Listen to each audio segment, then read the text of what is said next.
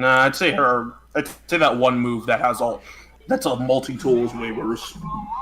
Being able to negate all your range attacks and have a Garobi that you can just pop out of extend bursts is like. Well, I mean, a lot of people have Garobi. A lot of people have Garobis they can pop out of extend bursts. Yeah, but nothing like hers because she's immune to literally everything if she pops it. No, she's not. Pop her, smoke 'em. Like I've seen a double X like Garobi her when she was in super. Didn't do anything. So it's like, what the fuck? That double X a shit aim. Well, I'm not any better. I'm sorry, but that was evidence right there. Garobi couldn't touch her. I'm not watching, bro. Well, I know that. But like, I've seen it before, though. It's pretty stupid. I've seen some dumb shit in this game, too. Need I remind you, Blake passed through a beam saber like it was air? You bear hugged him from 2 inches away. I mean, what beam saber? That's exactly what happened. He was in red lock, and I swiped him. Like, no.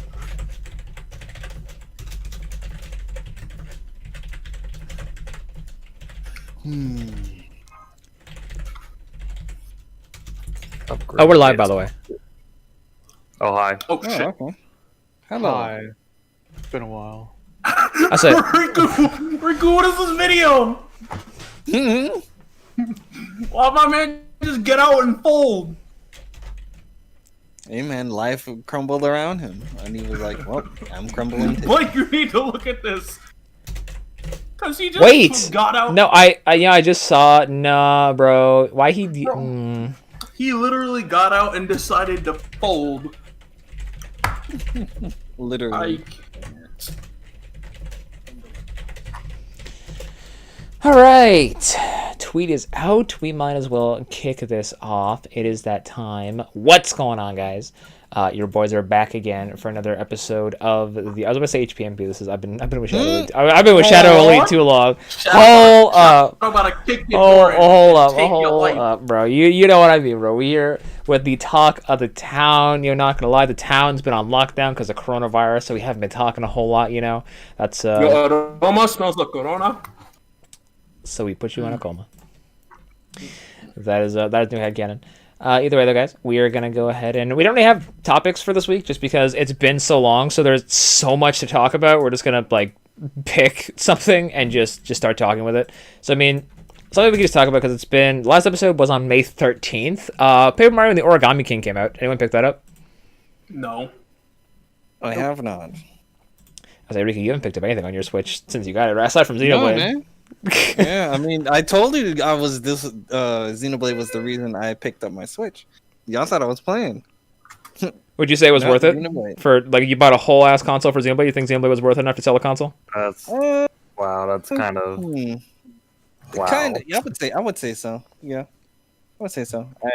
I really enjoyed my time with Xenoblade. I bought mine because I can play console quality games handheld. Like, yeah, I mean, but I'm yeah, already playing console quality games. Oh no. Okay. Shadow, I need you to fall back before Riku does this thing. Okay, you know, we didn't even do intros, bro. It's been so long. I'm so out of it. You'll have to forgive me in the chat. We'll sound off with our intros. G Shadow, why don't you introduce yourself? hey guys, G Shadow 007 here. How you all doing? Excellent. Sosuke. Hey, what up, everybody? It is your boy, Sosuke the Bro. He who slanders Falcom and Falcom as equally as he loves their music. Damn, that's crazy. Riku. Riku-san one, the only one here. How's everyone doing today? Perfect. And new type. I am new type SF, not new type SE. Super reformed. I'm the super formed version. Oh shit. Did you say it's super informed? Super Super form. formed. Oh. I'm not super deformed. I'm not the See, when people version. ask him if he keep a gun on him, he actually pulls out the Sekihatsu Kyoken. Yes, indeed. Alrighty, and of course, you know me, it's me, Westtown HD, your boy, buddy Blake. We're back at it again with this Taco Town podcast. Like I said earlier, though, we don't really have a whole lot of topics, so we're just gonna, or don't have topics in general, because there's so much to talk about, so we're just gonna freestyle this episode, and then when the next time we have another episode, if we have another episode, we'll come back with some topics. So, yeah, we were talking about, what were we talking about? Oh, yeah, no, Rico was talking about Xenoblade. And Paper Mario, no one really picked up Paper Mario. So I've been hearing mixed things about that, sadly. I mean, you convinced someone to turn in Paper Mario for fucking fairy tale. Yeah, so let me tell that story real quick. So my coworker buddy, he was really on the fence with Fairy Tail, and I was like, well, we just got a copy in. He's like, is that the only copy we have? It's the only copy we have, buddy. He's like, well, I do want it physically. I was like, yep, we're not going to be receiving any for another couple of weeks. If you want it, now's a good time. He's like, well, I don't have any money on me. And I was like, well, you brought your Switch, didn't you? And he said, yeah. I said, well, you can always trade in your games. And he's like, well, what can I trade in? I was like, well, you got Paper Mario, you got Mario Kart. If you trade those in, I'll give you $80 right now. I was like, okay. So he did that, put it towards Fairy Tail, and now he's never been happier. You could have given this man Devil May Cry 5. He's not a huge DMC fan yet. He hasn't. Yeah, meaning you could have made one that day. He said he didn't want to play DMC until after he played Nocturne. So, yeah. What? Yeah. That makes no fucking sense, but okay. I don't know. Listen, he's an interesting one. He's also the same person that says he doesn't want to watch JoJo because he thinks the fan base is terrible. And I was like, I'm not asking you to go on Reddit and talk to the fan base. Though. The fan base doesn't make a show. He's also his first SMT game or first JRPG ever was Persona 5 though. So it's okay. So he's probably new to all of this. Well, he's like he's a little bit of a young boy, and I mean when I was his age, I can definitely understand where he's coming from. So, but I mean He's right now. He's basically on a JRPG kick. I think he owns Persona 4 on the PS2 because he bought it off eBay, and he's waiting for his copy of. He ordered Nocturne a week before they announced the remaster for it. I think he said he wants to play through it and then play through it again when it comes out. And I was like, my guy, Godspeed to you. To be fair, it's the only version that has Dante in it. That is fair, as far as we know, anyway. I mean, yeah, they could this remaster of Nocturne could be like definitive. They could have both, but I don't know how game breaking that would be. If you could have... It depends if Capcom's willing to pay for the money. I mean, if I may interject, apparently due to Raido's outfit being that of a Japanese imperial officer, even though it's supposed to be somewhat based off of like the high school uniforms at the time, Raido might get removed in like the Chinese and Korean versions and maybe swapped out for Dante. I mean, in a perfect world, Capcom is no, they will. They need to make Akira and Street Fighter V as good as fucking possible. I'll say if I know Capcom like I think I know Capcom, I don't think they'd ever have an issue loaning out a character. Capcom seems pretty like you can have this, and you can have this, and you can have this, and you can have this. What? No, they love making their deals. Yeah. Yeah. Damn Square Enix. I'll say if they did, like you get 2 soundtracks. That's it. Nah, bro, you get a 10-second MIDI. You get a 10-second MIDI file. Work with that. So yeah, he also picked up Persona 3, and so he's slowly on a JRPG kick, and he asked me if Fairy Tail's a good JRPG, and I said Fairy Tail is a fun JRPG, but it is. Well, I've been playing it. I'm like 10 hours in now, and I'm pretty disappointed with it. There's a lot of like the gameplay is very fun, but it's nowhere near as refined as I thought it would be, considering they delayed it like 4 times. So basically, for those who haven't seen Fairy Tail, it probably won't make a lot of sense to you, but in the Grand Magic Games arc, so has anyone here seen Fairy Tail? I mean, you guys like know of Fairy Tail, but I don't think anyone... Up to a certain point, yeah. Yeah. So in the Grand Magic Games, when all the guilds basically are fighting, each guild has 5 members. In the game, it looks super weird because Fairy Tail, basically the only models that Fairy Tail has in its game are characters that will join you in the game. If the character doesn't join you, they only have a portrait, they don't have a model. So the arena is empty. There's no one in the arena, but characters are talking. So it's very weird in the way it is, and a lot of the battles in the arena are very weird. And another mechanic that, I mean, I guess it plays into the lore of Fairy Tail, and I mean, I didn't hate it, but when you're in the Grand Magic Games, when your fairy tale partners cheer for you, you gain HP back, so you're basically being passively healed every turn. I mean, it makes sense for the context of fairy tale, like all the friendship and stuff. So it's it's kind of jarring when you go into a town and there's like not a whole lot of NPCs running around, or most of the people that you thought were gonna have like. Because I mean, I don't imagine it's very difficult to make a model for somebody. Like all these characters are fully voiced; they just don't have models. So it's like yeah, Lucy was literally talking to a wall in one of the cutscenes because the model wasn't there. I mean, I don't think it's expensive to make an NPC model. Like they could do what some games that don't have the budget for it do, and just like take the framework of an NPC model, swap around textures, and like trim down some of the additional stuff they add to it, and just basically duplicate that over and over and over and over again, instead of trying to make a unique model for every NPC. I mean, yeah, that more or less makes sense. I mean, what else was I gonna say? So, but like the gameplay and the animations, though, those are like the animations are all super flashy and super over the top, very much like Fairy Tail, and I do love that. But I feel like they may have put like 80 to 90% of their budget in their attacks, and then very little into their actual world. Like the world itself feels pretty underdeveloped, and a lot of the environments, like you guys have seen the textures. Like I think Bao showed you some of the textures on the Switch version. That water. Yeah, that sludge, bro. They always say you can judge a game based on how beautiful their water looks. The PC version's water doesn't look bad, but the Switch version looks Y'all wanted a Portal, baby. I mean, I don't think a Vita version would have looked much better, but hey, this ain't about the Vita no more. Remember, Vita's dead. Oh no, bro! Riku is sitting here with his shovel, waiting to bury a grave for the Switch next. Yeah, it's Fairy Tail is what it is, and I mean, once I'm finished it, I'll be able to give like a full like synopsis on it and like a full how I enjoyed it. So far, battles are fun, but traversing the world is not. And they just announced the Season's Pass yesterday. The Season's Pass is the same price as the game. Excuse me? What are they even adding? They're adding an extra dungeon, I think 5 extra characters, and basically some extra lacrima. Yeah, I'm not buying it.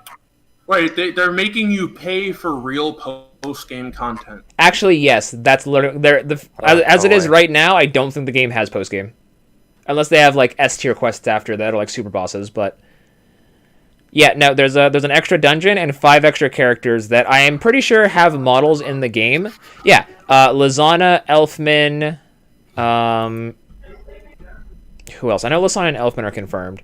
I think Levi is also going to be playable. So a bunch of characters that already have models in the game, but they're not playable until later on in the game. Isn't Loxus playable for, like, the first fight?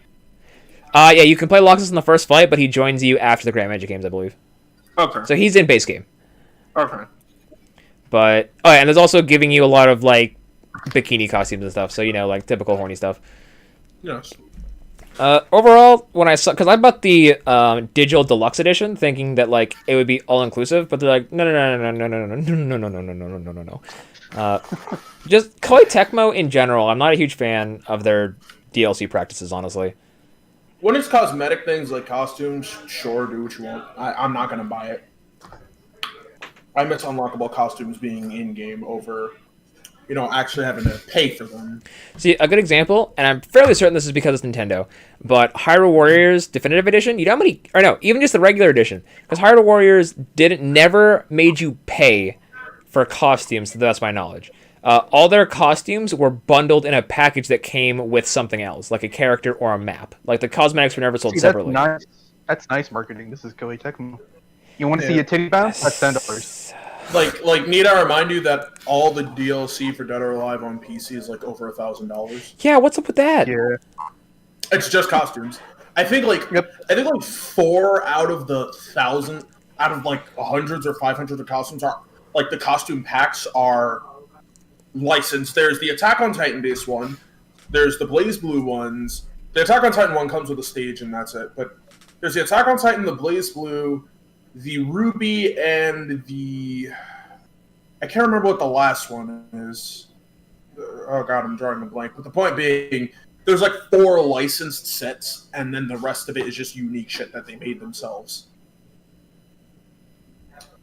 Wrap your head about that one. See, if it was the licensed one, I can understand, but then it's like, what the fuck? Yeah, it's pretty like, bro, why? Yeah, Koei Tecmo's DLC practices in general have been kind of sus. Welcome to my world. I've been dealing with this bullshit from them for every Musou game since existence. I'll say you've been with Koei way longer than I have. Oh yeah, since what, 2003? Hardcore gamer.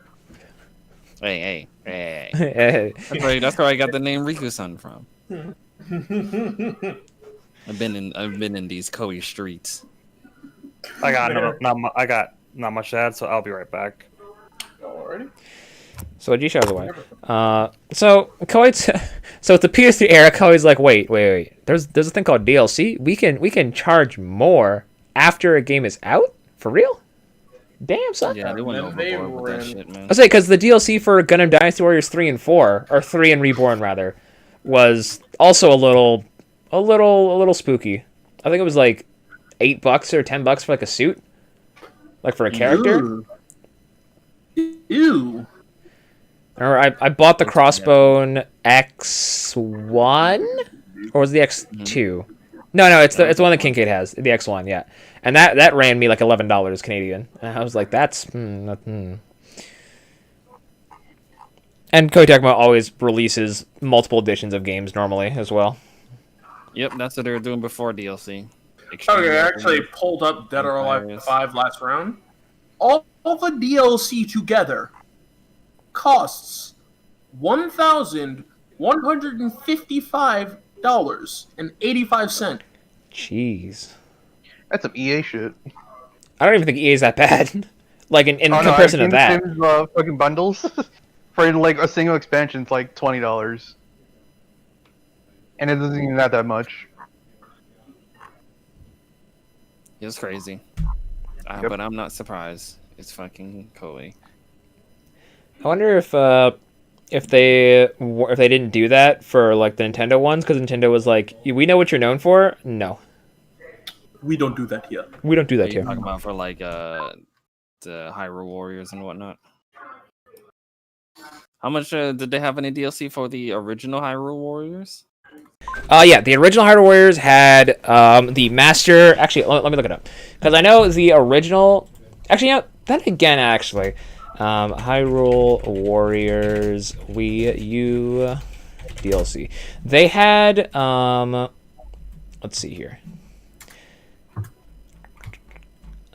Yeah, okay, so they had the Master Quest pack, the Twilight Princess pack, the Majora's Mask pack, and the Boss pack, all that launched at different times. So the Master Quest pack, which was basically, it came with Epona, 5 episodes that were canon to the story, so 5 extra story episodes, a challenge mode for Adventure Map, and some cosmetics for Sia and Lana, and that came out about a month after the game launched, and then so they had monthly DLC for this game. It looks like, because it came out, the Twilight Princess one came out November 26th, and then Majora's Mask and Boss Mode were a little bit after that. And that's all the DLC that the Wii U version had. And if you if you got like all of them at once for $20, then you got Shadow Link as a cosmetic costume. So I mean, $20 and you get 4 DLC packs. That wasn't horrible, I guess, in terms of value, because you get 3. No, you get 1 plays Midna. So you get a bunch of different play styles with like all the different weapons they added, as well as you also get Epona, you get Twilight Midna, you got Tingle, and Young Link as well, which is the actual good item in there. And you got to play as Beast Ganon as well, so that wasn't bad. But it kind of got excessive after a while in terms of people's opinion, because once they launched Hyrule Warriors Legends, they added more DLC. If you purchased Legends, they gave you a free voucher to download the extra characters like Linkle, Toon Link, basically all the characters they added in Hyrule Warriors Legends. Mm-hmm. And Yeah. So and then the 3DS version, these DLC packs were exclusive, but you could, if you bought the double pack, basically you could buy just the character in and of itself for the Wii U version, not the extra content that came in the pack, just the character itself for $5, whereas the 3DS version you could get the character and the actual like the map that came with them for $10, or you could get for 3DS and Wii U for $15. Which isn't really bad. I mean, it's if you bought like, because I mean they always offered you like the season, like the complete season pass sort of thing. Like it was for 3DS and Wii U, it was $30. So it was $10 more, but you get your characters on your 3DS and your Wii U. And then when they released Hyrule Definitive Edition, it was basically a big spit in the face to everyone who bought all the DLC for both versions.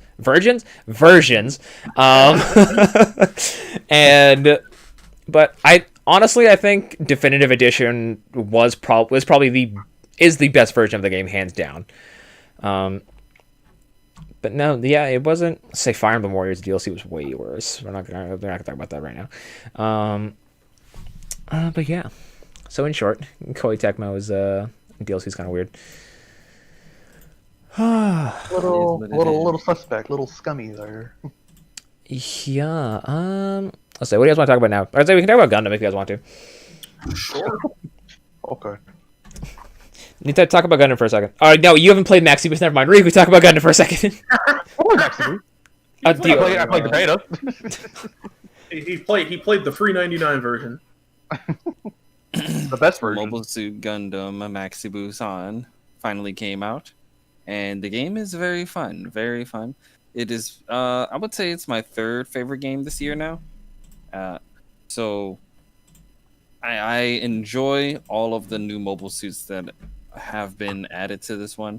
I'm wondering now when we will get an announcement on when the next DLC mobile suit is, because at this point in Gundam Versus, I think we've already had like 3 or 4 downloadable mobile suits. So I wonder if they didn't give us any so far because of the fact that the roster is so much larger. So they're probably like, this should hold everyone off for a minute, and maybe we'll hear something. Either hopefully by the end of this month we hear something. Because I even with 185 certain people just they won't try new mobile suits. I'll say you remember. I was like, I don't know if you were you probably weren't part of the hype cycle for Smash Ultimate Riku because you didn't have a Switch at the time. But yeah, they announced Joker the night at the midnight launch of the game, basically. And so this was the biggest Smash roster we had up to that point. And they were like, we're still pumping out content. But no, I agree. People are probably going to be like, this game is great, but where's my Gundam Maxter? But announcements. Yeah, where my DLC mobiles, even though they probably haven't even used half of the roster that's there. I'm not even gonna lie to y'all. I've used like 30%. Like, I mean, I like to play random every now and then, but there's so many suits I cannot manage all of them. Same. Yeah, I think just last night I was messing around with Extreme Gundam Leos Type 2, the 3K version. I was having fun with that guy. I know some things. Oh, you do too? Oh, that don't sound good. I've been messing around. I've been messing around with him and the Adios version. Those two in particular, I've been messing around with. So I really do like the Leos Type 2 one. So there's some cool things I would like to show off. But no, I'm still messing around with mobile suits that I haven't really. I was playing with G Shadow, my friends, the other day. I was messing around with Heavy Arms. I was messing around with a few others. So I'm still enjoying my time with the game, even though some of my friends already got the platinum trophy and they've already moved on. Dang. This shit. I'm like, geez. Y'all move fast. Goddamn, dude. I mean, I haven't gotten the platinum trophy, but I think that's probably because I played so much of the beta. I wouldn't necessarily say I'm burnt out, but I just don't feel like really playing the single player modes to go get the trophies. I would anytime I turn the game on, I just want to Lab. play. Yeah, either lab or play against my friends in a lobby, because this is my game. This is my go-to competitive game. I've been telling my friends that this will be my go-to competitive game, so that's kind of how I've been treating it. I will get the platinum eventually. It's just like this isn't one of those games I'm rushing to get the platinum. I turn it on like today. I just turned it on, played a couple matches with Zosuke against some randoms, and then I turned it off. I ideally I like to have at least one game where I can do that. You know, just turn it on, play some kind of competitive matches, and turn it off. I don't need like 6 or 7. Like I know some people that that's all the games they play. They play like 6 or 7 competitive games, and they just rinse and repeat through all of them. And I'm like, hey, any of these new games that came out, they're not playing it because they're too busy. Just like Orochi, for example, he plays Tekken competitively. He plays Dragon Ball Fighters competitively. He plays Maxi Busan competitively. He plays Apex competitively, and I think there's like one more I can't remember. But like all of the new games that came out this year, he hasn't beaten one of them. Like any new game that can, like Last of Us Part 2, he's interested in that, hasn't played or beat it. You know, just I don't want to be caught in that loop of just playing competitive games day in and day out. Give me one, and the rest of the games I'll be playing are, you know, experiences that I haven't played before. So, but Maxi Busan, great game.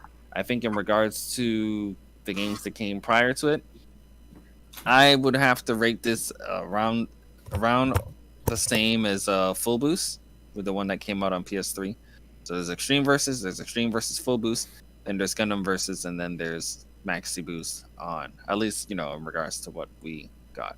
I would say this is on the same level as Full Boost. I don't really see that many new features to this game that makes it any significantly better or worse than Full Boost. The only gripes I really have with the game have been there since the vanilla game, which when I was telling Sosuke about one of them when we were playing, is the combination buttons, where at least in my configuration, pressing triangle and circle together equals, you know, is the same as clicking R3, you know, using your boost. So if you're trying to do like a specific combo and you accidentally press triangle and circle, you're gonna activate your, you know, your ultimate, and that shit pisses me off. I wish you can turn it off, but you can't. Now I understand why, because this was an arcade game, so you had to use those buttons. But translating on a console was like, yeah, that shouldn't be a thing. I understand that. And the reason why I feel it's a con, at least when it comes to this, is because it feels like when it comes to creating a good console port, they didn't take that into consideration, that might not be something that people would like to do. Because I could have swore I played a game very recently that had the ability to turn that off. I can't remember what it is. I might have to look through my trophies, but you know, there are games out there that allow you to turn that off. And I know on the Vita game, Extreme versus Force, obviously that game was made from the ground up for the Vita. Yeah. So when it came to that, they, even though when it comes to blocking, which a lot of people, you know, I you know, new and old, complain about the fact that blocking in this game is something that is high maintenance, is not really that welcoming, and when you do it, it is you know, it's complimented, like, oh, nice block, because everyone knows how fucking annoying it is to, you know, pull off that action and then, you know, make it work when like a fucking Jirobi is coming half across the map and it's about to hit you and you fucking hit that block. Yeah, you're gonna be complimented on it, because blocking, you know, is low-key bullshit in this game, you know? Yeah, it blocks everything. There's no such thing as unblockable in the game, but point is, blocking is another thing that I feel is just like, it just doesn't feel right pressing down up and then having to hold up. I wish it was a dedicated button, because when the reason I brought up the Vita version of the game is because, firstly, on the Vita version, yeah, you can use down up on the little analog, but they took it into consideration. When you go into the settings, you can actually assign block to a button. So obviously they were saying that, yeah, you're probably playing this on a Vita, and we're probably not going to make you use that little tiny analog on the Vita to press down up to block. So here you have the option to assign it to a button.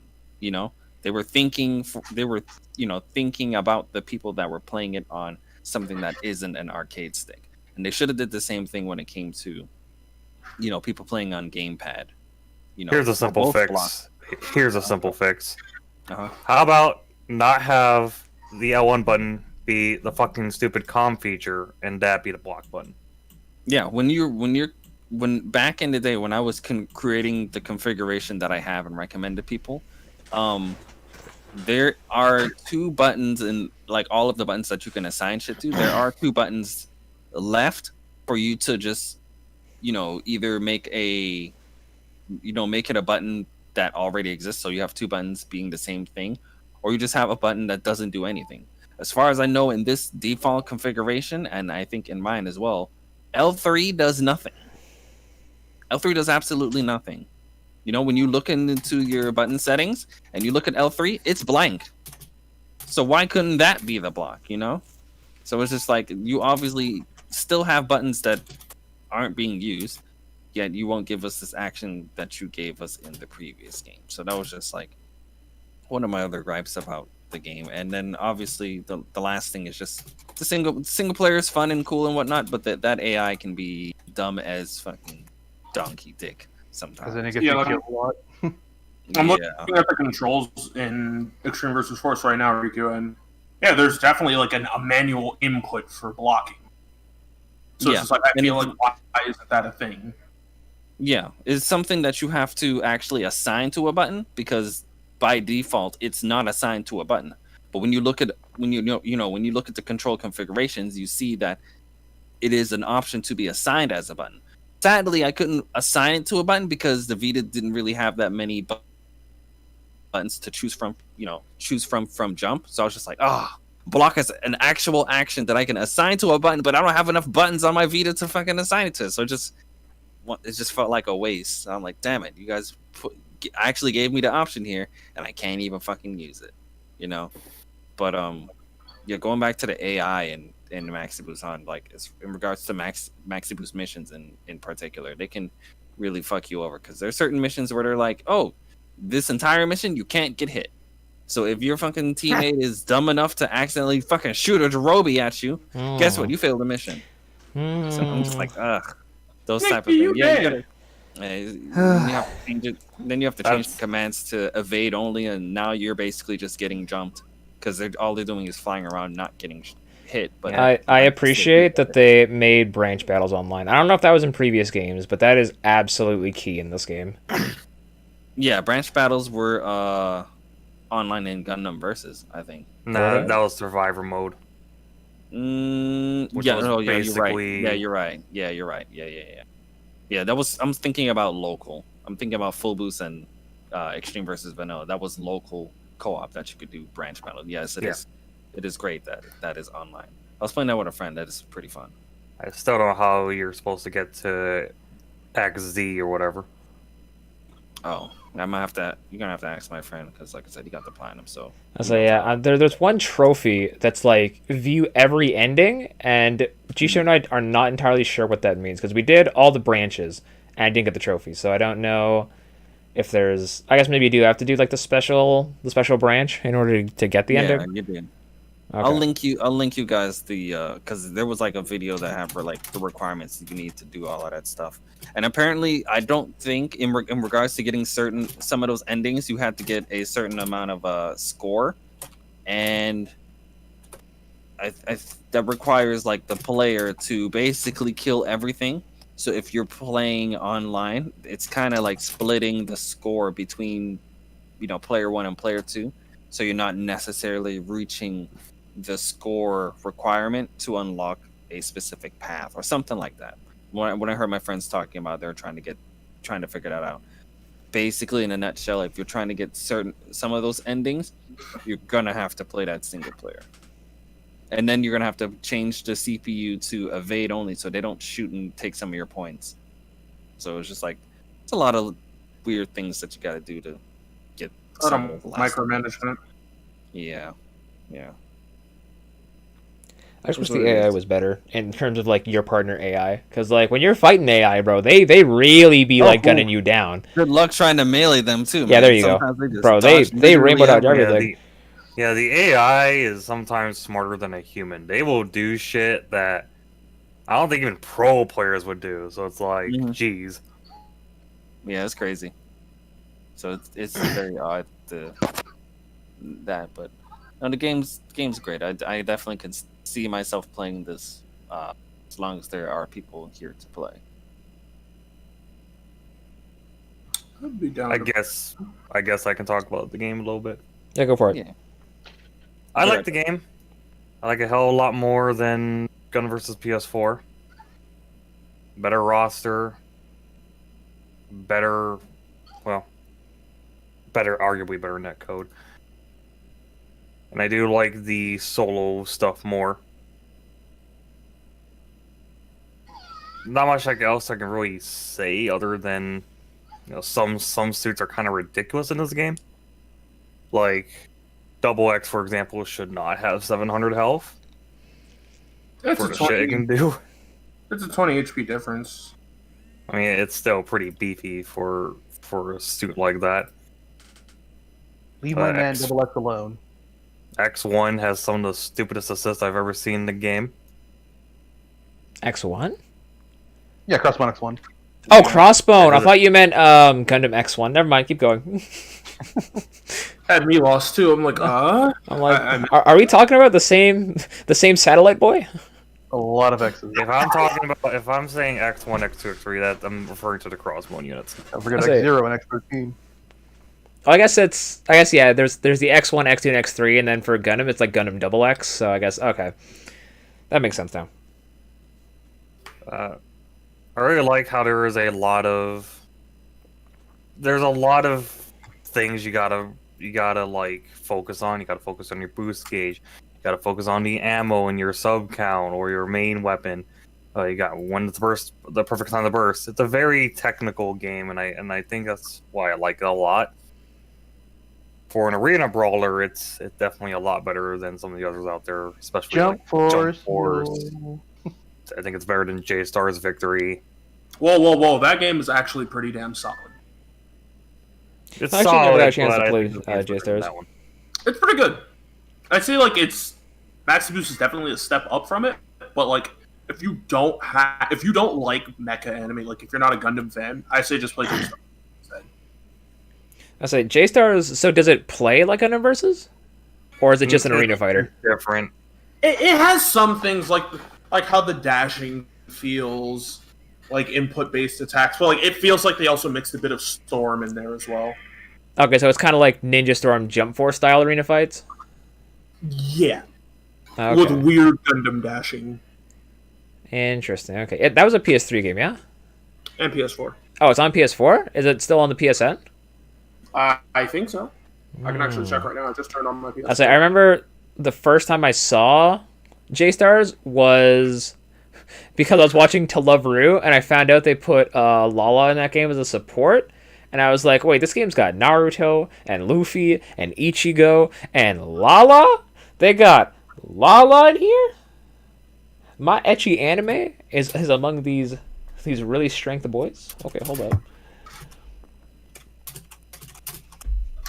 I would actually like to speak a little something about that Maxi Boost. Yeah, go for it. The game itself, like both Riku and G Shadow have said, it's really fun, and I feel like this is like it gives you this strange feeling, like the technicality of the simplisticness of it harkens back to the days of playing like Dragon Ball Z Budokai Tenkaichi 3. It just has like that like shot of adrenaline when fights get really intense from either at like a distance or really up close, and just it's something I can enjoy completely. Even online, where like, yes, it is literal cancer. You might die just from playing it because of the amount of toxicity that is in it. Yeah. It's still really good. If you want to melee, good luck, because this game's all about zoning. You can melee, like if you're smart enough to do it, but like a lot of people will usually just abuse assists, abuse Garobis, abuse any sub weapons they can, because this game's all about spacing and zoning. That's something I can disagree with on the sole fact of the matter that melee suits do exist with melee attacks that supersede most of the beam shit that exists in the game. I.e. Bile and a lot of and Domo's burning shot, which I've seen eat up a charge shot from the Strike Freedom. Oh, and there's also the Barbados Lupus Rex's tail. That man, he gonna paralyze you from the other side of the map and then run up on you. They're all still range attacks. Like They're all still ranged attacks. However, they're ranged attacks that exist solely to let them get in. It's to let them get in, but they're still like ranged. You still gotta like wait for the perfect time to punish. Not really. Lupus's tail says no. Yeah, Lupus's tail is kind of brain dead. I'm not gonna lie. Or Like, you Lupus' literally- tail. You could send the tail out, stun somebody, go beat the partner's ass, come back to that person you stunned, beat their ass, stun them again, go back to their partner, have a cup of coffee on the way, beat their ass again, and then make sure they're still getting R3'd by your partner. This tail does too much. God forbid they're on a team with a God Gundam who can just lob a shot right after the tail to keep them stunned for longer. So stupid. And a lot of the suits in this game just have some really weird things about them. Like, today I picked up the Wing Zero Catra, and oh boy, like, that's the most YOLO suit I've ever seen. You bust a rifle spin and you run. It's so stupid and I love it. But like, the whole game has a lot of fun suits. There's a suit for literally everybody. Like, if you don't like the Gundams yourselves, if you're a heathen who thinks the Hammurabi was the peak of UC mobile suit design, it's there for you. If you genuinely believe that a Gelgoog is the only way to play this game, there's 2 of them. If you think the only viable characters in Gundam existence are Char, there's like 17 of him in that game. You can play anyone and anything any way you want. Just enjoy, go buy the game, have fun. Make sure you have some friends. If not, I might find you if you open a room and assassinate you in front of people if you're streaming, just because the game is that fun. You are missing out on, in my opinion, one of Bandai Namco's best arena fighters in recent memory. If I do have one complaint, this game came out way too late. Like, You mean in like the PS4's lifespan? Yeah. now I understand Full Boost came out literally a year before the PS4, but that game had still had a bit of longevity. Max Boost On just came out way too late. Honestly, Max Boost On should have been the port from 2017, not the reboot we got. Yeah, I really wasn't a huge. I mean, like I said, I picked up my PS4 back in October of 2017, and the only games I got with it were Titanfall 2 because it was like $10, and Gundam Versus PS4, and I very quickly stopped playing that game. I don't know if it was because of the controls or not, just because like Riku showed me the way that clicks for me at least to play the game. But something just didn't click with me with that game. But the second I played the Maxi Boost beta, bro, I was hooked. Because there was far more content. Gundam Versus was such a bare bones game. It really shouldn't have been $60. Felt more like a $40 game. That, as well as, y'all know how I feel about the UC timeline. I felt like there really wasn't a whole lot of suit diversity. I mean, to be fair, it was a reboot, so obviously it's gonna have most. I was like, yeah, UC no 00 season Well, 2 suits, no C Destiny suits, no G No, Gundam yeah, that suits is till pretty- DLC. I think they had to like beg Bamco to get G Gundam in there. The problem with that, like, that roster lineup as a whole is that saying, They oh, well, favored- UC is like, the beginning or something, like, it's a reboot. Of course, there's going to be a lot of UC. Well, here's The problem is, UC in the West isn't as Saying, popular as the AU stuff. That Yeah, is a fact. here's my biggest issue with that game. Almost all the DLC were mechs from the video games. So, Like, MSA Glue, not MSA, MBS Saga, Zeonic MS Saga? Front. Zeonic Front, right, that's what it was. not Blue Destiny. Blue Destiny. Zeonic Front, Missing Link, like Pretty much they're was all very UC heavy. from obscure UC games that only people that were fans of the original Gundam series or 083 or 080 knew about. meanwhile, it truly made like the people who wanted the AU suits feel starved. It was just like, Like bro, all you got were G Gundam, G Self Perfect Pack, and if you pre-ordered the game, Hot Scramble, And like season 1 of Siege. and 00. Aegis, which sucked. Like, I really feel like those suits were. I really feel like this was the game they should have given us from the very beginning as well. Like, I hope Maxi Boost takes the Guilty Gear route of things, like how Guilty Gear Revelator came out, and then later on we got Rev 2 with the additional content as well, additional story content, changes to the multiplayer, and like new things. That's new probably things gonna be. That's probably gonna be Extreme Versus 2 when that eventually comes out. Like Extreme Versus 2 is already out in arcades though. When they finish the roster for it, what I'm saying is, why don't they? What I'm saying is, why don't they just take what's already here, like what's already in that, and just add it to this as like an update? Like you get the patch note stuff, but if you want the additional characters, you pay like $20, and you get like 50 semi suits for free, for basically what would be dirt cheap if this were a different company. I think the reason they probably don't want to do that is because by the time, if they gave us every single suit that was in Extreme Versus 2, which would be great for us right now, right? But then by the time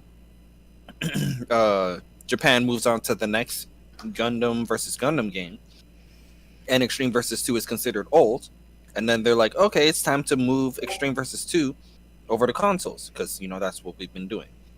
By the time we get Extreme Versus 2, other than that additional, burst, there won't be anything new about the game because they gave us all of the Extreme Versus 2 mobile suits via DLC. Unless you didn't pay for them back in Max Busan, yeah, they'll be new to you. But if you actually supported the game and bought all the DLC, then Extreme Versus 2 really won't have that much to offer you. You know what I'm saying? So they kind of like put themselves in a corner when it comes to, continuously releasing a game and only making really the new features of the game is more mobile suits, which is cool. That's definitely a selling point. You see them always throwing it in your face, 185, but it's like when it comes to DLC, they really have to take into consideration how much and what they give us, to make sure that the next game they give us isn't as, it won't have anything to offer. I mean, we're kind of running out of interesting suits to put in here. No, they're not. They have a lot to choose from, but I think They in have a lot. regards to who they choose, I mean, they can always like make up stuff. it is questionable on who they choose. Like, what's the most recent one they chose was 00 Diver Ace from Build Fighters. Rise or some Build Divers, yeah. And everyone was like, why didn't you add 00 Diver Sky? Because everyone apparently loves Sky, and no one remembers Sky, Ace. I was like, are we? They added Ace instead. Is Build Burning in the Yes, any of the? Build Burning is in Extreme Versus 2. That's He's the one one of I the- did not know. He is one of the new mobile suits for I Extreme was like, they Versus gotta see. And that's the thing. Denial is still not in any of the games. Sengoku Astray is still not in any of the games. They got Sengoku What is that Astray. super try? They don't have him. No. Tryon. They don't have to try on 3. They don't have to try on 3. So they obviously have a lot still to mean- pull from. I They feel like have trying to- to would be a boss. They'll probably have to work. Try- They need to figure out how to work Tryon 3 though, because it's like a. They really could scale its size down to the size of Unicorn. That'd be no fun though. I Well, I mean, mean, the size of like Double Zeta. I think. Probably get away Well, I with mean, they could also make it kind of like the Extreme Gundams, where you start off slow and then you power up over the match. Because he's a pretty meaty boy when he gets going. Because he's a combiner mech, right? Yes. So I mean, they could try to implement. Because I don't think any other Gundams aside from the XS Gundams have like that mechanic where they build up and get stronger over time. Not that I can think of. Yeah, Anyway. I mean, other than like full armor Unicorn, which breaks down, but he gets stronger. He And turns Double from like a Quanto. project. Yeah, Double Quanto does break down. Yeah, they have things to think about and take into consideration when it comes to the future of Maxibus On and preserving the value of Extreme Versus 2 eventually when we get that. Well, so I personally think that probably not as free DLC, but maybe like half. Bring back those suits from Gundam Versus, because I was a very big fan of Alvaron, and they took him out because he debuted in Gundam Versus, and we never saw him again. So I would actually pay for mobile suits like Alvaron to return, if they don't want to give us all of the suits from Extreme Versus 2. I know we'll get some suits from Extreme Versus 2, but I would understand. Yeah, I would understand if they held out on some just so that when we do get Extreme Versus 2, we have some new ones to choose from. So I don't expect us to get every single one. Like, hopefully, we at least get like Maxter and Bill, Try Burning. Yeah. After that, if they don't give us anything else after that, from Extreme Versus 2 and everything else is like either brand new or from Gundam Versus, honestly, I would be fine with that. It does Extreme Versus 2 have Gundam Florus from IBO? Mm-mm. No, I feel like he would be a good suit. They have Kimara Vidar from Iron Blooded. Oh, I got Kamara's Vidar. He's a 3K. So we got is it better than Trooper? Because Trooper sucks in this game. Yeah, he's way better. The Kimara Vidar in that game apparently gives bio players a run for their money. Oh, really? It's canon to the show. That's ironic. Canon. It's canon. They actually made him canonically better. Frickin' McGillis drops in. I fear no mortal man except him. That thing's terrifying. He's just like, can we not though? I think narrative Gundam's in there as well. Is it? Oh, I forgot about narrative. Yeah. Yeah, they had like narrative. It was either that or Fennec. Oh man, I really want to play with the Fennec. Needed another unicorn type suit in the game. No, it's a narrative.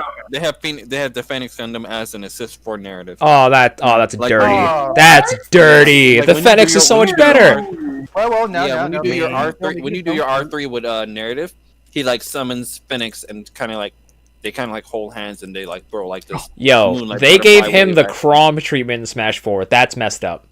At Hey, least, Not Crom, today. a playable character. well, no, that's real. We have Unicorn, we have Banshee. Do we really need Fennec? G-Shadow. Yes, we yes. have Yes, yes, we do. yes. Yeah, I would G-Shadow. love Fennec. My I was super like- monkey brain says more unicorn suits. I was like, I G-Shadow. mean, it could be worse. It could be worse. They could really give us the Exia Repair 4. I kind of wish they I do. love- Honestly, I yes. love Exia, but- Yes, Gundam I love Graham. Exia as much as the next guy, but I don't want Exia Repair 4. It high key no. What, do you not like the design or you don't want another Exia? We have currently 8 sets of MX. Y'all know me. Well, I love- Exia Repair 4 isn't a Setsuna mech, it's a Well- Graham mech. When Extreme started, Double was an OS1, so they were like, let's give Double all this shit. Like, y'all know me. I love me my 00. I love the 00 mechs. I will slap a GN drive on anything. I feel like at that Why, point, they're trying too hard because shut up, I can do what I want. G-Shadow said, but why no? Geez, do I need to open up Gunpla Warfare? I think in and regards to slap a GN in drive regards on to the dev Double site? O Gundams, if it's not Double O Exia Dark Matter, I don't want it. Same. That I want. Like that right there. That. If it's not Double O Yeah. Dark Matter, I don't want it. Even Amazing Exia, like no. If it's not Dark Matter, don't give me it. In regards to Double O, Because that still feels separate enough from what the standard Setsuna mech is. It feels so detached from what like you expect from a Setsuna mech. It's just like, I like this. And that's from the end of Build Fighters Try? I'm trying to remember. Build Fighters. Build Fighters, Regular okay. Regular build fighters. That fight was cool. Yo, can we get Gundam X Mal? Yes! no right? Oh, buddy, Cross buddy. Mal. Like I said, they have so much to pull from. They are not tripping when it comes to eventually releasing these guys. They're just chilling, man. They're just chilling. I say it's not like know they. can just drop.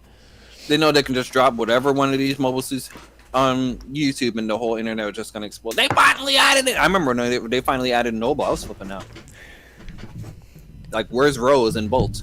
Come on. I say we don't even Oh, have the is it? full shuffle lines yet. Okay, this is a minor thing to me. However, something I would like added to this game is the ability, like that thing from Vanilla Versus, where basically you can have like any pilot who's canonically piloted said mobile suit said suit, like the Wing Zero being piloted by everyone, minus the Capture version, because let's be real, that's already playable. But like, just give us the cosmetic Didn't option of Gundam like, Versus do that too? Yeah, Gundam Yeah, like- Versus, I think. Yeah, it did. you could have Hero and the Epion and Zex and the freaking Right, yeah, you could unlock the pilots. You could put Aliel Sanchez and Throne Dry. So, or no, it was Zwei. Vi. Yeah. It was Vi. So, I mean, Hell, and a suit I actually would want, like 5 suits I'd want, to show up in Extreme Versus. To like, if they were to add if they were to just transform Maxi Boost into Extreme Versus 2 as an update, I would definitely want the Exia Dark Matter as one of them. The Denial. Yep. Estrella, piloted by that boy Fawn Spark, because every time I see Goku Astray. no, the Estrella from OOF. Oh, okay, yeah. Like, I don't want the Estrella from OOF. Oh yeah, Fawn's back. Yeah. I'd want the Lord Estray that I saw on Crossrays, and I want to say the ELS Quanta, but again, that's a 9th Setsuna mech. I'm good. Hey, well, ELS Setsuna or ELS Quanta though is so detached from the way every other Setsuna mech is. I think it'd be fine. Man's got tentacles. Like, do you want to be in the middle of a match and then just calmly and quietly on the other side of the screen you hear Trans Am? That His R3, a giant fucking flower just pops out of the fucking ring, and you get hit with 300 plus damage. Trans Am. Golly. that or That would you be- know that noise the ELS makes, like that shing sound. Just Oh no! why do I hear E ELS? Like the music changes for the entirety of the verse. All you hear is where's that music coming from? And every time Sesame gets closer, the music gets louder. Yo, you know they could give his R3 something like Shar's, where he drops like the giant ELS homeworld just on the stage, because why not? Can we not? How about I honestly wouldn't mind El Squant. I think he deserves to be in more things. I really hope they put And then him we in get the El next. Quanta 7 Swords. Is that a well, no seven tentacles? Okay, no. You got Nana and Felt sitting there like, yes, please. No. Buddy. Oh no, that ain't right. Speak of facts. Well, I think we talked about Gundam for enough. You guys want to talk about PS5? And I guess because we haven't had a discussion since next gen was kind of like, well, I mean, they've had presentations rather. So Xbox Series X is happening, and it's lackluster. But PS5, so PS5 is happening, and that looks exciting. They just had a state of play yesterday, and they showed off a bunch of cool games. That game Pathless, I'm actually genuinely interested in that. The music, the Same. visuals, it's like a rhythm game in the way you gotta time your shots. I'm like, I am here for this, bro. Like, the movement in that game looks so good. Just the fluidity of the motion with the art style looks so good. I say it definitely looks like a launch title. Like, it looks like one of those games that fits into like the launch title. Like, it's still kind of playing safe with what the new console can do with next gen, but it's not like anything super crazy. But what do you guys think about the state of play yesterday? If any of you guys watched it, Meh. It was actually pretty good. Yeah, it was pretty solid. Like, it wasn't atrocious, and I wasn't falling asleep, but it kept my interest a little, just enough for me to pay attention. Yeah, they actually showed off gameplay. The games look good, and everything was fine. Like Crash 4, like visually it looks like beautiful. oh yeah, Crash 4 looks great. Crash 4 looks so Yeah, good. it Like, looks really good. I'm really especially happy it's like coming out. Like, I think the one thing I loved about seeing Crash 4 is that it felt like Crash 1 through 3. It felt like a classic Crash, but with newer things to it that still made it feel unique. Like that reverse world mode where like each world has like its own little gimmick, like how what looks like the first world you have to like paint it by spinning around, and they replace all the apples with grapes, with like bundles of grapes. Like, it just looks good. I love it. I need it now. I think another game they showed up was Hitman 3. You know, and a lot of people say that realistic looking games are kind of like, you shouldn't go that direction, but I think Hitman 3 is like one of the few games that does it well, because it still has like a certain style to it that's really appealing. Like, that suits it well. Yeah. And you can still like do goofy shit in it, so like makes it worth it. Yeah, so it feels right. So I had to help a customer throughout that trailer. So is that a VR game, or was that just the perspective? There's a VR mode. Okay. Yeah. Oh, yeah, I wasn't sure if that was an entire thing or not. Yeah, I think the state of play was it was okay. If there's one thing that I was actually very satisfied to see, it was Spelunky 2. I'm a very big fan of Spelunky. Okay, Riku, why does everything in that game look like it wants you dead? Oh, Spelunky. Yeah, Spelunky 2 looks good. Oh yeah, because Spelunky is an extremely hard like platformer. It's a roguelike, right? Like every time you die, you start from the beginning, and then everything's new again, kind of thing. Yeah. But the cool thing about Splunky, at least Splunky 1, was that in regards to games that, like, let's say family or friends come over and they're all like, oh, you have a PlayStation 4? What can we all play together? You know? This generation, if you ain't talking about Smash, there really ain't shit that you can turn on your modern console and all 4 people play, you know, pop right in and play. You know? It's sad, but So- true. Yeah, so Spelunky was that game. Like when my cousins and like siblings come over, Spelunky was the game where I could just like, you know, give everyone a dual shock. We all play. The learning curve is very, very low. You can become very good at, you know, its little 4-player free for all competitive local mode very quickly. Like even if you don't know what you're doing, you're having a lot of fucking fun. I put a lot of fucking hours into just its little local competitive mode. Same thing with Towerfall. Towerfall was another game like that. But you know, when it comes to Splunky single player, you know, that's where they all, you know, your real skills get put to the test. And you know, that's where my siblings or cousins or whatever couldn't really hold up in regards to like, okay, let's go do some co-op in the single player. They get fucked up in like the first like half of the level and I'm by myself type of shit. Ouch. But that's the thing. The sad part about Spelunky 1 was the fact that it was not online in any way, shape, or form. No online co-op, no online competitive, nothing. So I was just like, man, I could only play this game with, you know, if people are over, you know, are local. But the fact that Spelunky 2 is online, this makes it so much better for me because now I can like co-op the game. Because that was the hardest part of the game was the fucking single player campaign, you know. I can't wait to get back into the competitive mode and whatnot, and also play that online with friends, because that's just gonna be a fucking treat, man. I fucking love that game. So I was very, like, I think I was just a tad bit dozing off when I was watching the conference, just a little bit. But when I saw that Splunky 2 pop up, I was like, yeah, buddy, let's go. Let's Where's go, the baby boy! Let's go, Jurgens boys. You know, I was Oh no, not Jurgens for the Spelunky. Don't you play as like the main character's kid? I don't know. All I know is I was hyped. But I think out of everything they showed, that was the thing that that made the show for me. So I was very satisfied. Did you ever play the Steam version of the first one, Riku?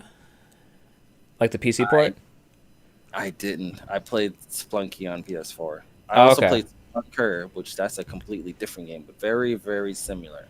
I was like, did you have any interest in like the PC, like the like in terms of like mod support in the community? Like, do you have any interest in the mod support? Because I know my little brother plays it on PC, and this man's always playing as a different character. Man was playing as Sonic the Hedgehog the other day. Aww. Yeah, the modding community for Spelunky on PC is very active. That's interesting. I have to look into that. Yeah, like because you know how you can like the multiplayer, like the drop in and out. So it was like Sonic and Tails, and they also had like pixel like it doesn't change any of the movesets because it's just basically just a model, like a little sprite work. Yeah. So they had like Goku and Vegeta, Mario and Jeez. Luigi. That's funny. Yeah, I know. Like I said, if you look at some of the stuff on like the Steam Workshop, bro, and because it's Workshop supported, you just click it to your Steam library and it just goes into it. So it's really really supported online. That's interesting. Yeah, I'll look into that. I was like, Ryan was actually trying to get me to play that a couple months ago. He was like, bro, we should stream Spelunky. And I was like, I don't know, bro. This looks like my kind of game. And then I play a little bit of it, and I was like, yeah, I can easily sink like the rest of my life into this. Yeah, Oh, Rabbit yeah. really liked the game. I haven't touched it though, so I don't have much to say about it. I've never had an interest in myself, but like it just looks so like that trailer has me like I don't want to die, but I kind of want to die. I mean, I think it's kind of similar to like Enter the Gungeon, in my opinion, in like the way it's kind of like pick up and play. Interesting. Yeah. Spelunky's a very fun game. I was very happy to see that. Everything else, you know, it was hit or miss for me. Yeah, That's how it usually goes. Like, if you have like a minor interest in the game or not. the only cool thing was Crash 4. Yeah, Crash mean- 4, even as someone that has never played a Crash game, that did look pretty fun. Pick up that Insane trilogy, man. Yeah, I think I will eventually. Toys for Bob is doing some good work. This isn't a remake, even though they've done a very good job when it comes to just remaking games. But this one is made by them from the ground up. Looks like they're doing a great job. Like, it really looks like they're putting their own into it. Yeah. You know, And it's kind of a it's good like. successful, but I would like them. I don't want to sound like, oh, just stay in your lane and continue to make remakes, because there's a lot of games that could be remade. But there isn't that many very good remaking companies out there. We have Toys for Bob. We have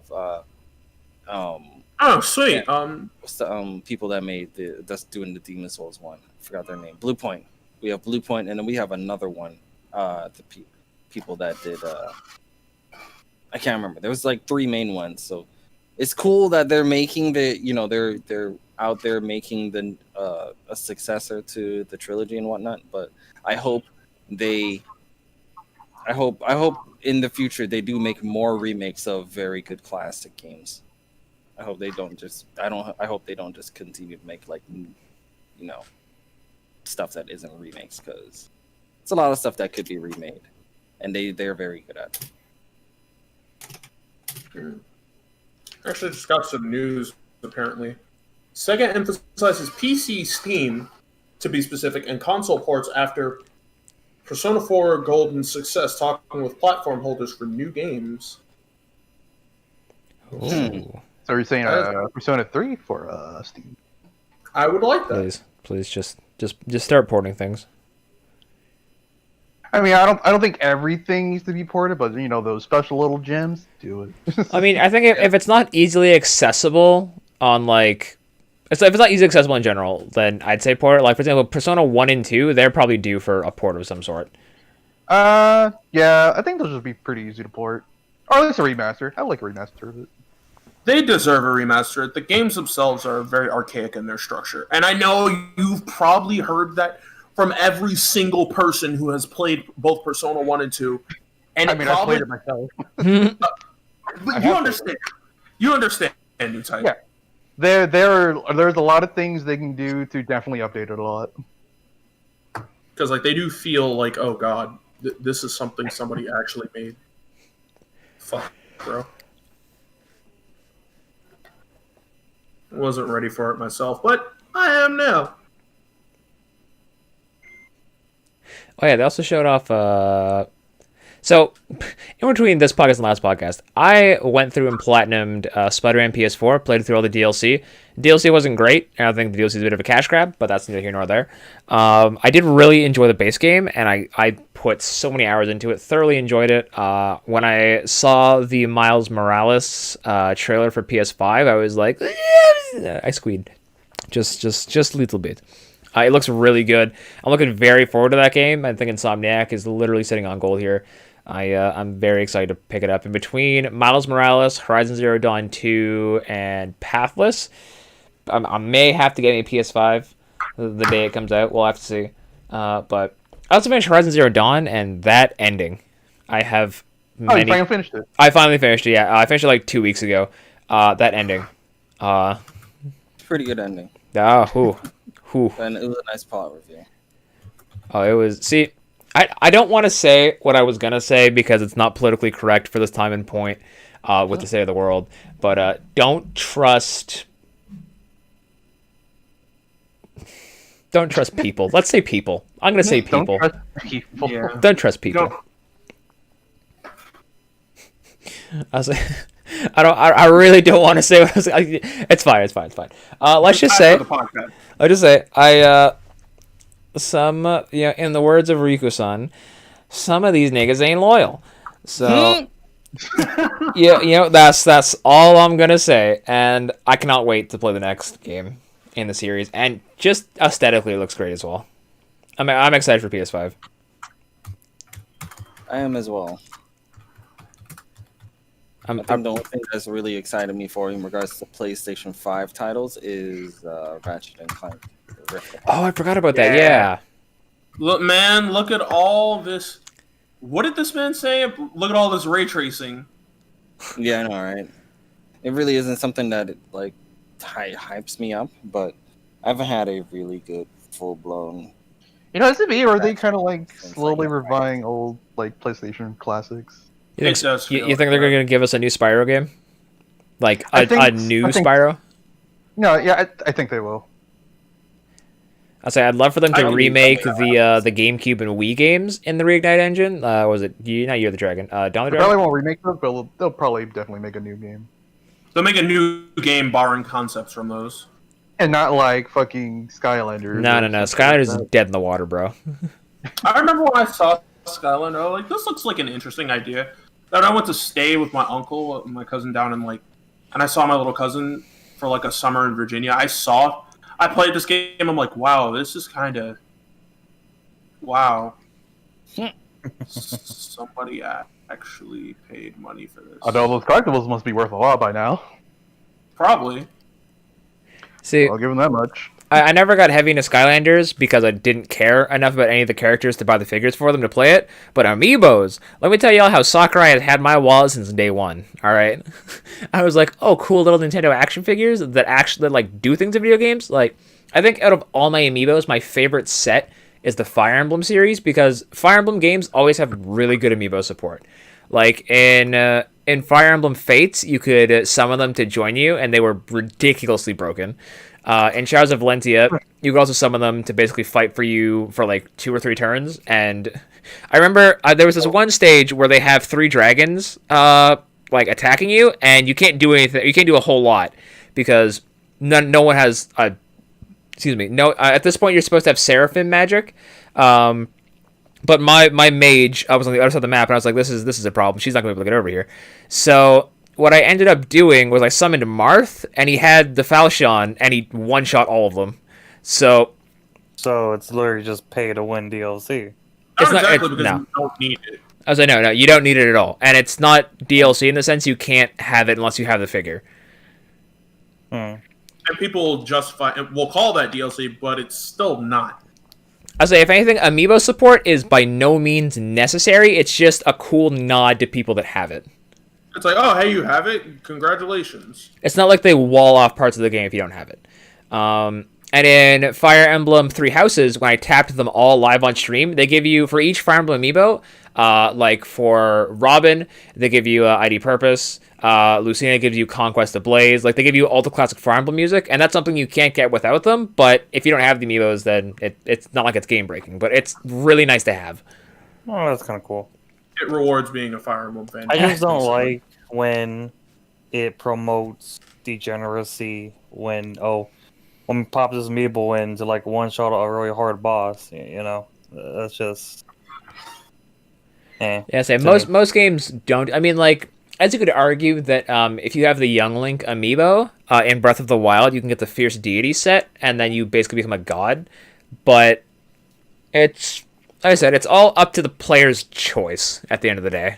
It's not like it has no multiplayer functionality, so it's not like you can one-up somebody just by having an amiibo. Unless you play Smash and you train them, and then you take them to your house, and then they lose to your amiibo 4 times to throw your amiibo at the wall. Zero Samus. Yeah, Sosuke, we don't know. Fucking Sosuke Zero Suit Samus will beat your ass and taunt and then leave. Just Like- absolutely leave. I don't know where she got it from because I checked her nature. She's aggressive. Starts taunting me. Huh? You do what? Where'd you get that from? I'm tempted to just train her from scratch and see if that happens again. Oh, yeah, we can also talk about Min Min. Ended off on Smash because I think we're running past our time here almost. So ended off on Smash. So Super Smash Bros. Ultimate had its latest DLC fighter come out back in the first week of June. No, last week of June. Yeah, no, it's last week of June. So Min Min from ARMS is in the game now. She is absolutely adorable. She is expressive. She's got emotion. Her arms are noodly. Her playstyle is even noodlier. Falcon finally has found some good fucking food. That man chowing down. Overall, He works yeah, bro, he got employed. He said, "Yo, this food's so good, bro. I'm gonna work for you." This man dropped a life I got bounty nothing better to hunting. do. I don't got a game coming or anything. That's wild. Oh and man, like that new type got fired. that's crazy. That's the last time you ever see from me.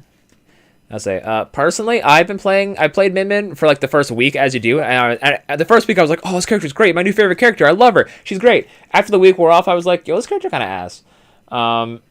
So I mean, Isn't that what everybody does? She is that's kind of hard to play. I say so. Let me put it to you in this sense. Smash Bros. Ultimate has a lot of very technical characters: Peach, Daisy, Ken, Ryu. I wouldn't say Bayonetta anymore. Bayonetta's pretty simple. Min Min. So characters that have like really high skill ceilings, and they have potential to be like the best character in the game. The only issue is that Smash players in general will go for the easiest route. So I think Min Min could very well be the best character in the game if the player is competent in zoning and can zone like amazingly, because that's her whole kit. But I think the easiest character to pick up and be the best with currently, I still think is Joker. Because Joker doesn't have a whole lot you have to manage in order to be good with him. Did they nerf them, by the way? Joker, they cut Arsene's time in half a while back. Wow. Even then, it doesn't mean much. I say it just means that when Arsene's out, Joker's way more aggressive now. Hey, Yeah. at least it's something, because fuck Joker players. It's like you think it's something, and then you still get 3-0'd by Joker, and it's just like, bro, you're at 125%. It's Why still are you so something. high? I'll take that piece of candy, because Joker player. Not you guys, was like people that. Why are you playing Smash Online with randoms? Wait, Simple. I want to prove myself sometimes. To who? The world, I guess. I was about to make a horrible joke. Sosuke, leave G-Shadow. You gotta stop coming to G-Shadow's throat like this, bro. This man has done nothing to you. Leave my man alone. He just wants to It's not play. about G-Shadow. I was gonna make a really awful joke about the Smash community. I'm gonna save that for later. Oh, you know what? We're not gonna get into the whole Smash community. No, we ain't gonna get into that. That's a whole nother podcast. That's a whole nother podcast. We don't have time for that right now. We got to be out of here in 10 minutes. So yeah. Wait, I'm not good at Smash. It never happened. So yeah, what do you guys think of Min Min? Oh, she's easily in my top 3 mains. I finally have somebody to put next to Zero Suit Janice and Wii Fit She was fun from what I played. I do think she kind of takes some time to get used to, though, because she works very differently from other characters.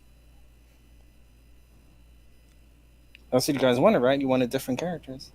I mean, Yes. hey, listen. I by no means am like against this character. I mean, I'm just glad I'm it not wasn't saying she's Spring. bad. I'm saying she takes some time to get used to. Oh yeah, no. I'd say she, out of the DLC characters we've gotten from Joker until Min Min, I'd say she is probably the most technical character, even more so than Terry. Because Terry's got the inputs, but Min Min's spacing is very. It was kind of easy for me, but then again, I am a fighting game player. I say, I mean, if you gotta look at it through the lens of a Smash player, and they're like, well, I have to down a quarter circle back a. Bro, I don't have to hold a direction. This is crazy.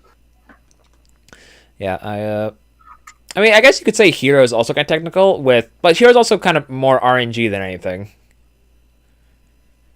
As long as you like. A lot of JRPGs are RNG. I mean, he was banned for a while because he was apparently very fucking Because ridiculous. people are bad. Because people didn't play Marvel 3. Well, to be fair, how many characters in Marvel 3 can be Phoenix. like, kill you in one shot? All of them. All of them can. With Phoenix one can do button, it. by the way, not like infinite and shit. Again, they all can. It's a thing that they can do. There are combos made to kill Thor specifically. He has the most health of the game because of that. Yeah, that works. Shit's crazy. It's hilarious. And people still stay out here asking for Dante in the game. Hey. You put Dante in the Put him game, in. he'd be tier 0. Like Gun tricks are gun tricks! he'd be Dante's screaming sliding tier across 0 the stage. because of all the fucking shit he can do. Dante Put sliding him in. across the stage. Dante sliding across the stage, changing styles at you. Like, it'd be Bayonetta all over again, and we don't want that. Being But that's the best part. I say, so in terms of Dante and Smash, what did you guys think it would be, Dante or Nero? Dante. Dante. He's the poster boy. Of course he's gonna be in Smash. But I thought, isn't Nero the poster boy of DMC Devil May Cry, the I reboot? will. Alright, so we're now starting instantaneous GoFundMe to We get me a don't ticket talk to about Nova that Scotia to beat Blake's ass. We don't All in talk favor, about say that. hi in the chat. train wreck of a game. No, the game was still fine. It's just nobody wanted it. It was just bad. Like from a gameplay perspective, it's fine. It's everything else. Yeah, everything else just did not feel like DMC. Like the writing felt so. Dante's design felt so stale. I say, did it play like a DMC game though? Not exactly. Some parts, but not all of it. Like, you can kind of make it tolerable by turning the costumes to the original design, but it's like it's not Devil May Cry. Like, it really wasn't. It was just typical hack and slash with Devil May Cry slapped over it.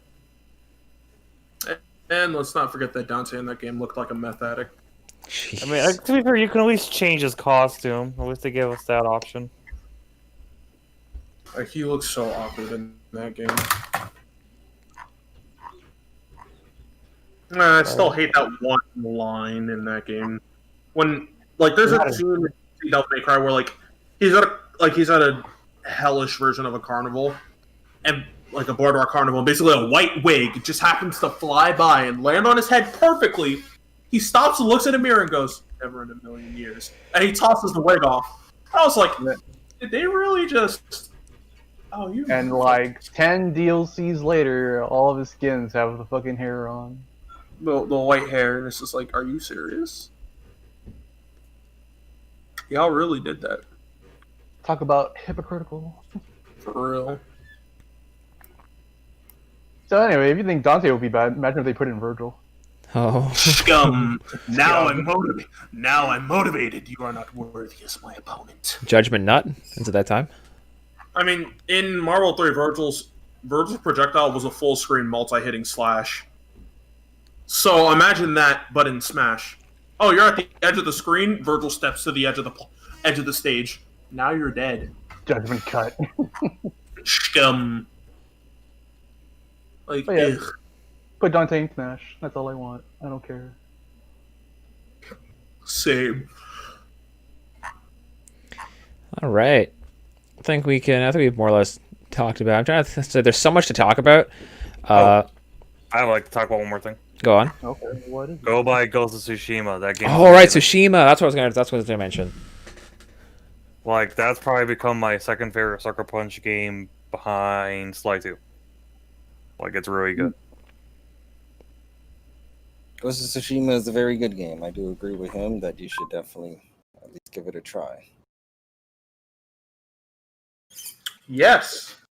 Yeah, definitely. It's worth every penny. It's a good game. And Yes, well, I say well as earned. somebody who uses his PS4 for something more than Maxi Boost. Yes. Hey, so okay. So you finished that Persona 5 Royal, right? Honestly, I am definitely gonna pick Ghost of Tsushima at some point.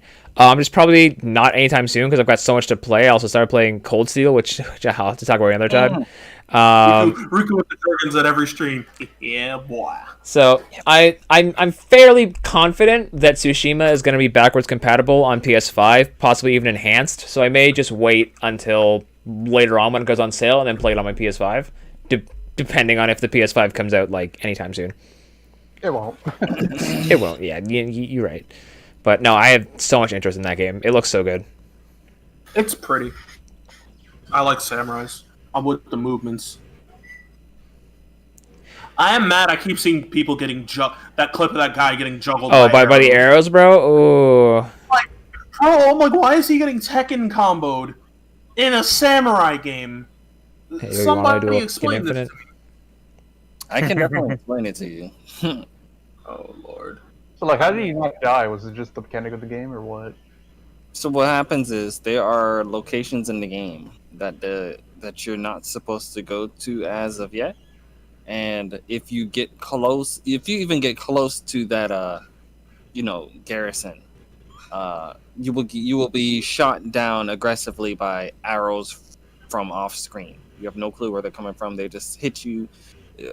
They hit you like 4 or 5 times, and you should die. So the thing that people are doing is eventually later in the game. Okay, firstly you have this gauge called your resolve gauge, You fill this up, you can do your ultimate attacks, but well, your special attacks. But pressing down on the D-pad allows you to use some of your resolve gauge to heal your health. Like using like your resolve gauge, it comes in like using like I would say like man, it's not even that much. Like 15% of your resolve gauge is gonna raise your health up by like half. It's not even that much.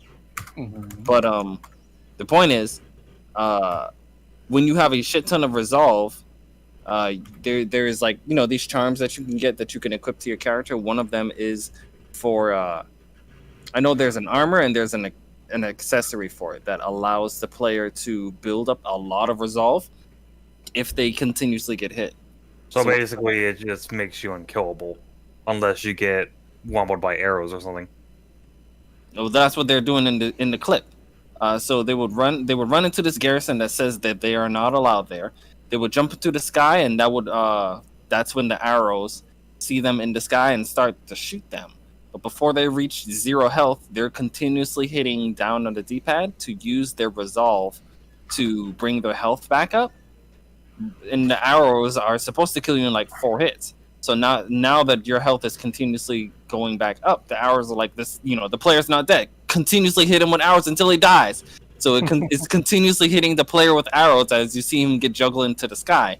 But if you're looking at the bottom left of the screen at the gauge, you're going to see the player literally hitting down on the D-pad continuously, using their resolve gauge to bring their health back up. But since they're getting hit by arrows, they're filling their resolve gauge back up. So they're stuck in this loop of continuously healing themselves with resolve that they're getting from getting hit by the arrows that are trying to kill them in the first one. Yeah, And that's how that's how they could do that little clip, and then now everyone's seeing the clip and they're like, I don't want to play this game. Like you have no clue what's going clue what's going on in the background for the player to even because that's not gonna happen to you on a regular basis. You're just not gonna run through. Yeah, it's a fail safe because you're not supposed to enter areas like that yet. Yeah. It's that doesn't happen on a regular basis. You're just running around. You're like, and then the fucking arrows just shoot you and you fucking die. That's not a a representation of the, because I saw someone in the comment section saying, I'm not getting in this game if this is how it how crazy it is. I'm like, bro, that's not a good the game is not that hard. That was just for jokes and whatnot. But literally the moment you master parrying and you get all of your sword shit, you're going to win most of the fights. Yeah. There are some cheap things like how arrow dudes can shoot you from 10 miles away. Yeah, but then you get that skill that allows you to deflect any arrow just by blocking. Yeah, that's true. I would think sometimes sometimes I just don't like how when I'm in the middle of fighting 3 guys with melee, and then some asshole 10 miles away just shoots me, and then I lose all my ghost stance, and I'm just like, that can be annoying. I think when I was in the middle of playing the game is when the update for lethal difficulty came out. Yeah. Stay away from lethal difficulty. Yeah, I'm a guy that likes to play on hard difficulties. Hard is hard enough. But one shot, one kill, it's no. Yeah, lethal is some bullshit. It's not one shot, but it's basically 1 to 2 shots and you're dead, even when you have the maximum health that you can have. I think you consume a lot more resolve to bring your health back. And it's just, it wasn't in for a while. It was it felt like I rekindled the tension that the game had when I first started playing it on hard. But after a while, lethal starts to do some really stupid bullshit. The final boss, the final boss in the game, playing on lethal. If you get hit 3 times, you're dead, and that's in those type of boss battles, when you respawn, you fight them again, you come back. The final boss is supposed to test everything you've learned in terms of combat, so he's going to be very fucking hard, and a lot of his attacks will be fucking hard. Imagine that, but with triple the damage. It's not a fun experience. And you're when you reach there, you should have a shit ton of resolve to if he is fucking you up, you could just use your resolve to heal your health. But if you die, and you respawn, the game doesn't give you the resolve gauge that you had when you first entered the battle. Yeah, for some reason it will auto save. It will like push you back, but it will auto save the resolve depletion, and that's annoying. So now you're fighting the final boss, and you have like 1 gauge of resolve, and even if you have that little charm that like builds resolve as you're getting hit, if you're dying in 3 hits, you're not gonna get enough resolve to like keep yourself alive. Like the only way you could do that is just to parry the fuck out of him, but he's gonna be hard as fuck to parry. Yeah, his attack, he's not a samurai. He's a freaking Mongolian warrior with a fucking spear with his fucking halberd style of Chinese. Like, Oh, badass. One you, baby. yeah, you're basically fighting Guan. If it honestly felt like you were fighting giant. Oh, Guan. Wagwan. But I'm obviously not gonna spoil it. But the boss you fight after him is even fucking worse on lethal. Guan Yu the second. I know, right? The boss that you fight after him on lethal, that boss kills you in 3 hits. The boss after him on lethal difficulty kills you in 1 hit. No matter the health bar. No matter the health bar, Wow. doesn't fucking matter. So it's like even if you have full resolve and you go in there like, okay, if he hits me, I'll just fucking heal resolve. Nope. Like, I mean, That's when I was like, they were looking at Sekiro, and it's like, yeah, let's make a game like this. that's when I was like, okay, lethal difficulty, you've lost me there. You've lost me. That's when I swapped it back to hard mode because that's when I gave up on lethal because I was just like, you basically have to parry. Gotta be a Ghost of Tsushima god. And then the fact that when you're hitting him, you have to hit him like around 60 to 70 times for him to actually die. So it's like you die in 1 hit, but you have to slash the dude like 60 to 70 times, and every time he strikes you, if you don't perfect you can kind of cheese it with Ghost Stance, but it's like good luck getting that without taking hit from the boss before him. I had Ghost Stance going in there. I went apeshit on him, and it brought his health down to like 75%. Wow, that's actually kind of dumb. Yeah, he still had 75% of his health, so it only took away a quarter of his health. So Yeah, so basically Ghost Stance can be kind of good on bosses, but it's like it's mostly good on the enemies because you can just kill them in 1 hit. yeah. But yeah, lethal difficulty, I don't think it's that satisfying to play on. Hard is fine, but honestly, normal seems, at least when it comes to Ghost of Tsushima, I think normal is probably the ideal difficulty to play on. It's challenging enough. Yeah, I did like how I started off with just this gung-ho samurai build that was kind of stealthy, but like once you get more and more stuff to actually be stealthy, I actually kind of prefer that style because you just feel like such a badass. Yeah. But yeah, I think Ghost of Tsushima is a solid game. It's probably my second favorite Sucker Punch game. I liked it more than any of the Infamous games. I liked it more than some of the Sly games. I haven't played Rocket yet, so I don't know much about that game. It's an interesting platform. Oh, their first game? Yeah, Rocket Robot on Wheels. That's the only non-PlayStation game they made. That's such a weird title. It's literally just a robot going around an amusement park. That sounds awesome. It was actually one of the first console games to have a physics system, so that's something. Yeah, it's actually kind of neat. Yeah. A little wonky at times, but it's still fun.